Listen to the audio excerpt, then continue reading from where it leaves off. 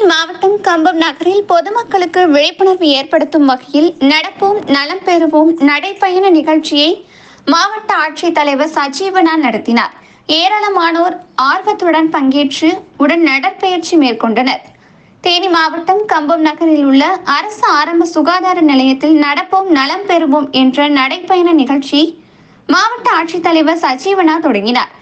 காமையக்கவுண்டன்பட்டி பேரூராட்சி வரை உள்ள 5 கிலோமீட்டர் தூரம் வரை நடந்து சென்று மீண்டும் கம்பம் அரசு ஆரம்ப சுகாதார நிலையத்திற்கு திரும்பி வந்தனர்.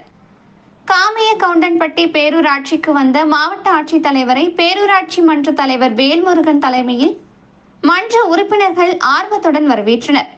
மேலும் இந்த நிகழ்ச்சியில் கம்பம் சட்டமன்ற உறுப்பினர் ராமகிருஷ்ணன், உத்தமபாளையம் இணை போலீஸ் சூப்பரண்ட் மதுக்குமாரி, கம்பம் காவல் நிலைய ஆய்வாளர் சரவணன், போக்குவரத்து காவல் ஆய்வாளர் செந்தாமரை கண்ணன் உள்பட ஏராளமானோர் ஆர்வத்துடன் கலந்து கொண்டனர்.